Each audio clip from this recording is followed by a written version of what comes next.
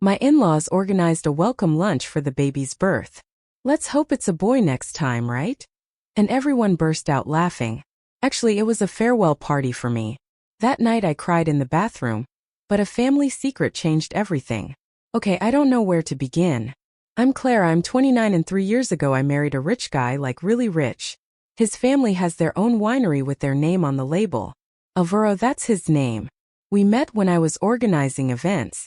I come from a normal family, more like poor. Salamanca. My parents always fighting to make ends meet. So when Alvaro appeared with his suits, his soft voice, and his car that looked like a spaceship, of course I fell in love. And when he proposed I said yes.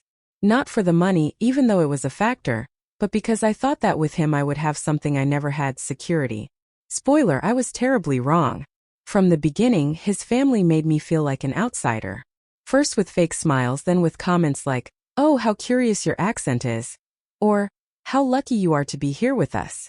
I swallowed it all because I thought that if I endured, if I was good, if I got pregnant, they would accept me. Well, no. 3 years trying to get pregnant with doctors, treatments, constant pressure. And when I finally did it, everyone was excited until they found out it was a girl. Literally, his mother's face was as if she had been told the wine had gone bad. His father just said, "Ah, well, the important thing is that she comes healthy," but without a soul. And Alvaro didn't even touch my hand. And here comes the worst part. They organized a welcome dinner for the baby.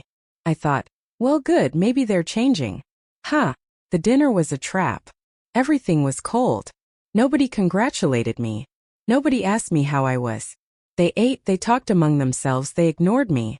And the worst part, one of his cousins blurts out, "Let's hope next time it's a boy, right?" And everyone laughed.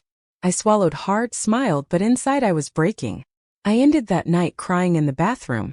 Not because of the humiliation, which was also a factor, but because I understood something very clearly. They don't want me in this family anymore. And just today, when I thought I couldn't take it anymore, I found out something. Alvaro has a brother. One who doesn't appear in any family photos, whom the family has hidden for years. And I'm already looking for how to find him, because if they want me out, they're going to have to face all their mess too. After the famous welcome dinner, I stopped trying to fit in.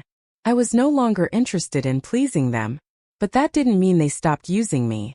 On the contrary, that's when they let loose. First came the typical favors wrapped in a sweet voice.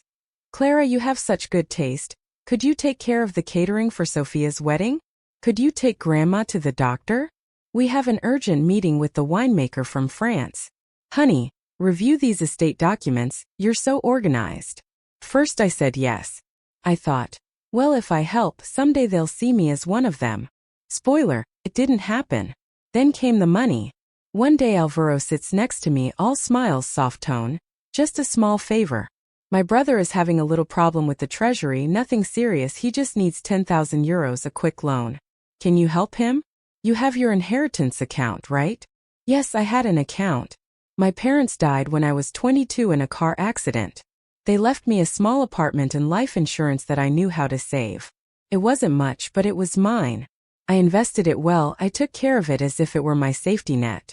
I didn't touch it even when I got married because I knew that if things ever went wrong, that would save me. It was the only thing I had in my name. And yet I lent it because I was naive, because Alvaro convinced me, because his mother said with that smile of hers, "Clara, you are so generous, it shows that you are not like those interested girls of today." They never returned anything to me. They never mentioned it again either.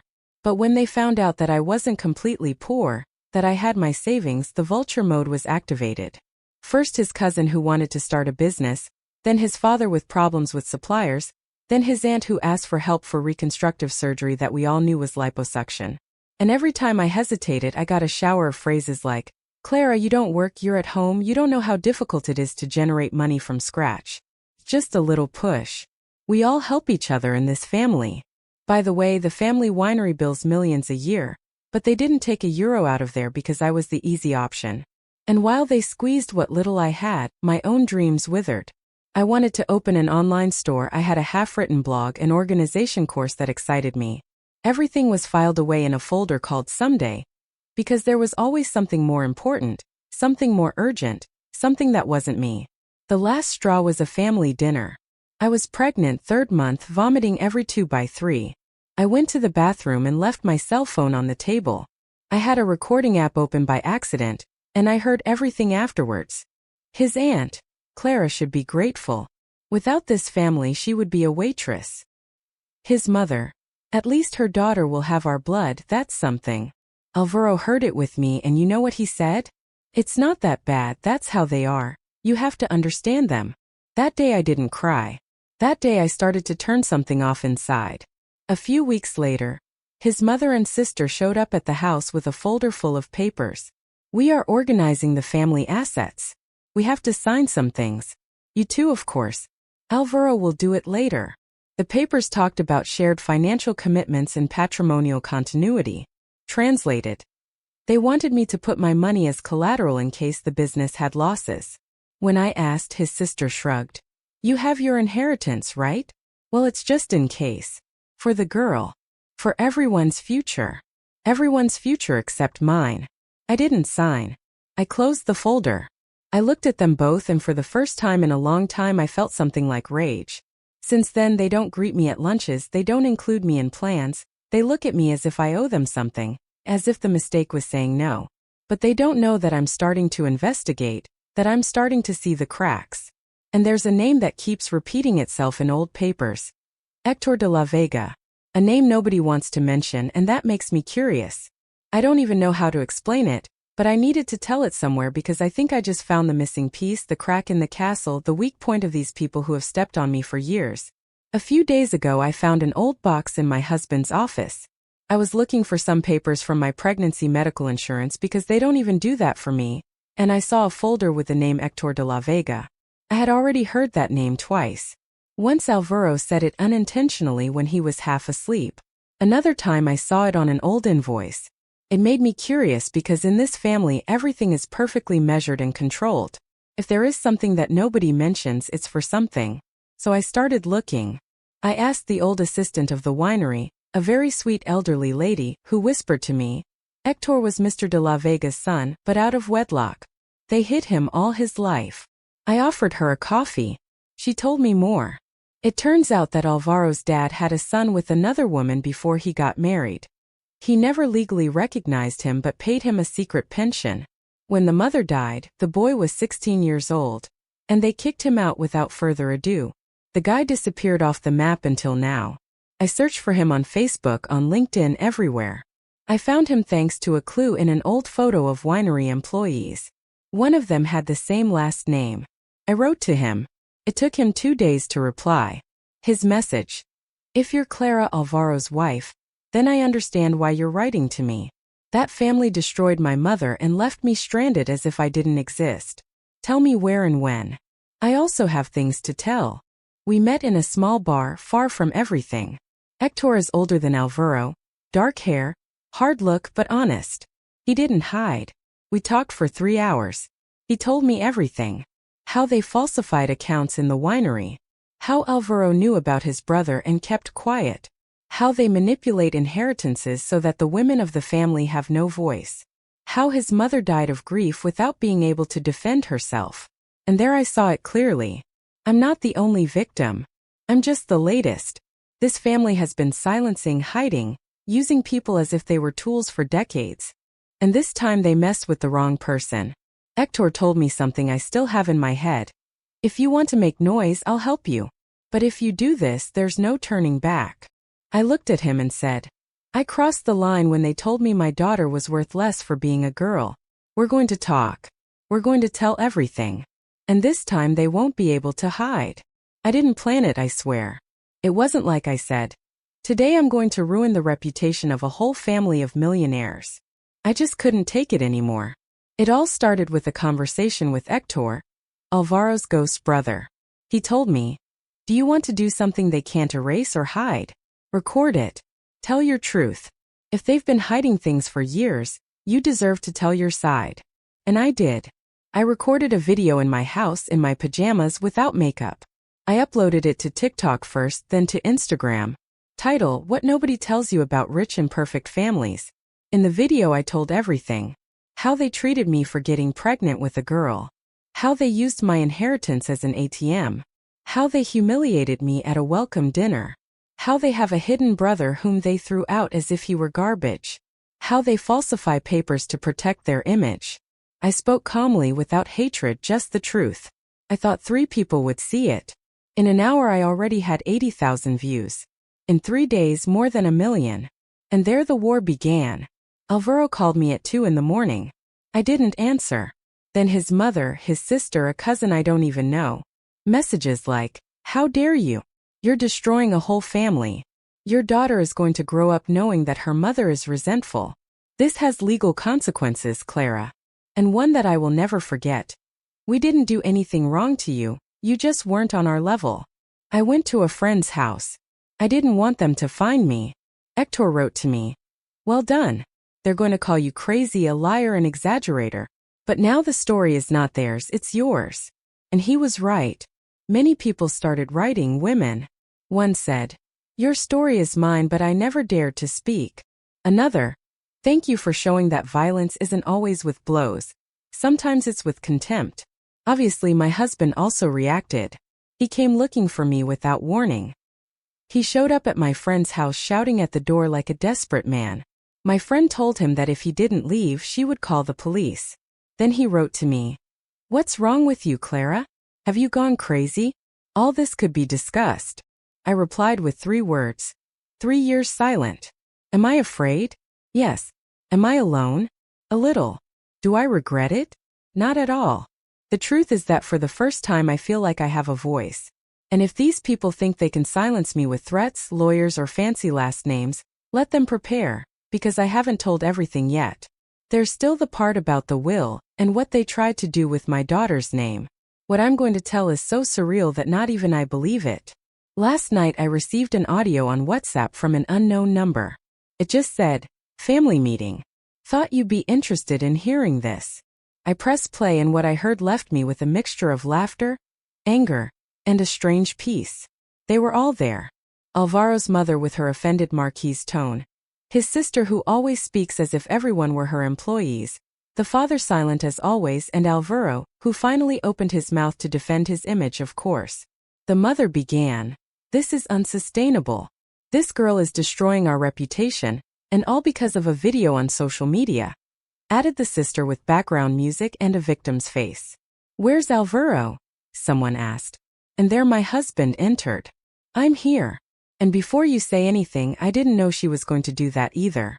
She's out of her mind, uncontrolled. Me who spent years swallowing everything, who took care of his image more than my own, uncontrolled." Then came the best part. "What if we take custody away from her?" said the mother, without her voice trembling. "We can use that against her, the video thing, the networks. We can say she's unstable." And Hector, the sister, blurted out, "That illegitimate son, we have to sue him for defamation." It was there when the father spoke. "If this gets out to the press, we lose investors. We have to silence her." And how do I silence her? And then the final jewel. We could offer her money. Have her sign something. A confidentiality agreement in exchange for disappearing. I paused the audio not because I needed a break but because I was laughing. Seriously, they thought that with money I was going to leave all this behind, that I was going to let my daughter grow up thinking that her mother fell because they gave her a check. I have news for them. I already contacted a lawyer. And not just any lawyer, one who already defended women in cases of psychological abuse and family manipulation. I have saved messages, documents, recordings, and now I have this little audio gem. The ironic part is it hurts that Alvaro didn't say a word in my defense. Not one. Not a stop it. Not an she's the mother of my daughter. Nothing. That made it very clear to me. I'm no longer his wife, I'm just his problem. But soon they will also have a problem and it will come with a first name, last name, and a formal lawsuit. Today was the day. I went to the lawyer's office trembling a little, I'm not going to lie, but with my head held high.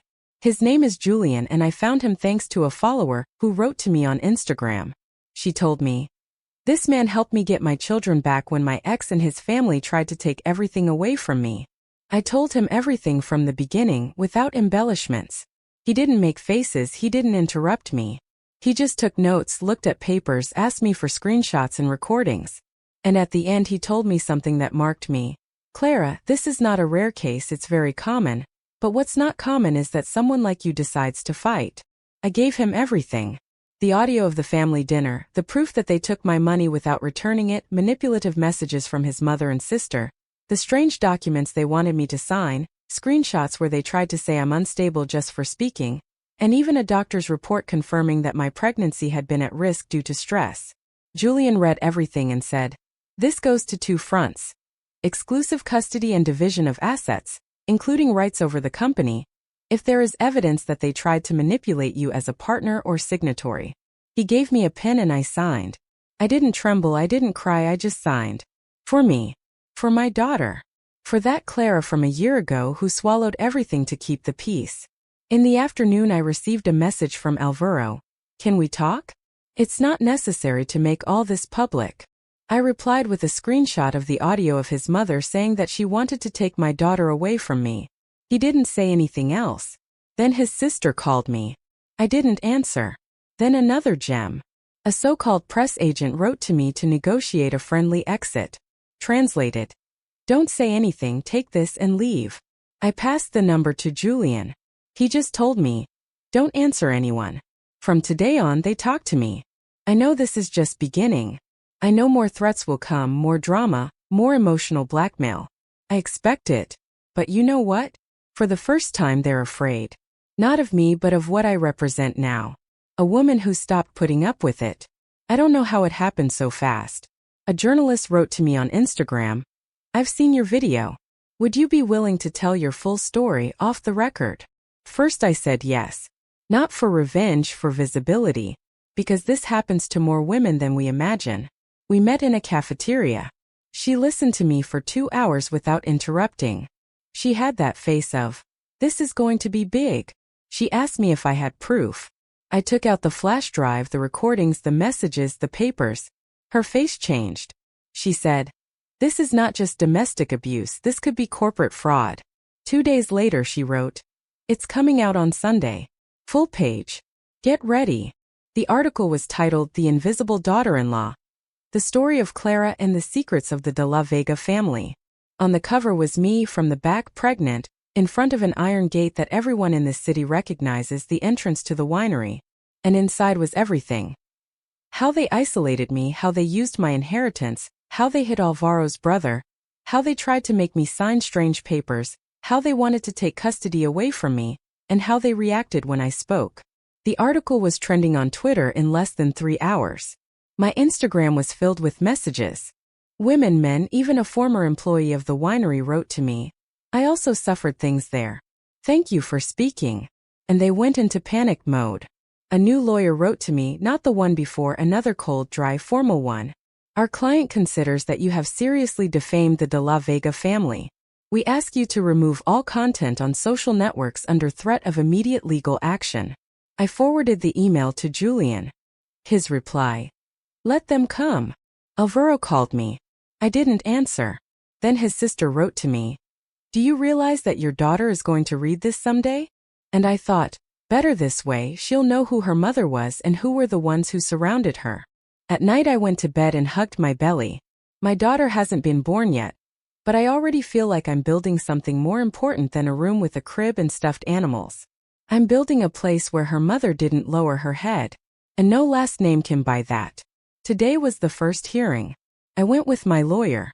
My legs were shaking, but not from fear, it was more like contained rage. On the other side was Alvaro, his mother, his sister, his lawyer, all stiff. They didn't even look at me, they just whispered among themselves. They want to take custody away from me. Literally, they say I'm not well, that I expose my pregnancy too much, that I attack the family. Their lawyer said it shamelessly. Mrs. Clara has shown impulsive behavior, emotional instability, and public defamation towards the De La Vegas. I remained silent. I already knew the script. But then Julian, my lawyer, spoke.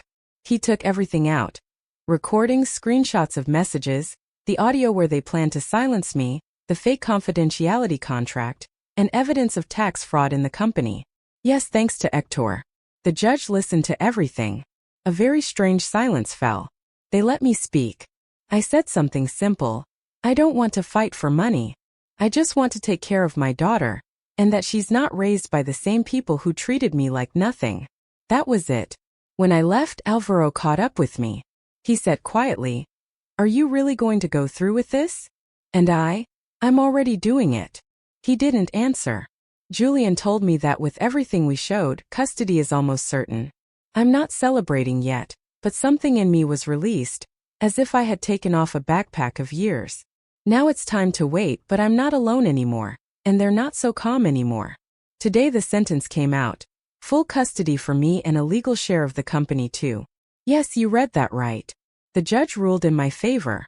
He said there were clear indications of manipulation, psychological pressure, and risk to the well-being of the minor and the mother. I didn't cry, I didn't jump. I just clenched my fist in silence. Alvaro didn't look at me during the whole trial. His mother left before it was over. And the sister, well, she tried to smile as if all this were a misunderstanding. How hypocritical. In the afternoon I got a message from a strange number. "Clara, the family wants to close this elegantly.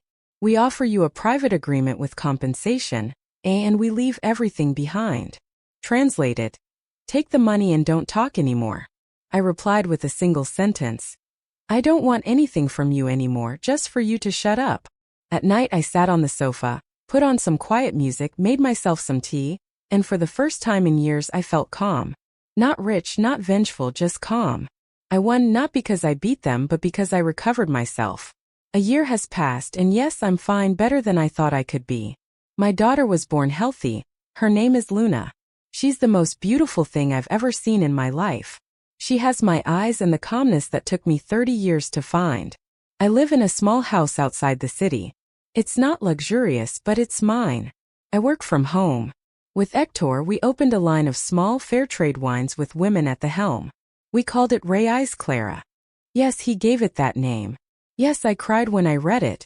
We're not rich, but each bottle we sell tells a different story, and that's enough for me.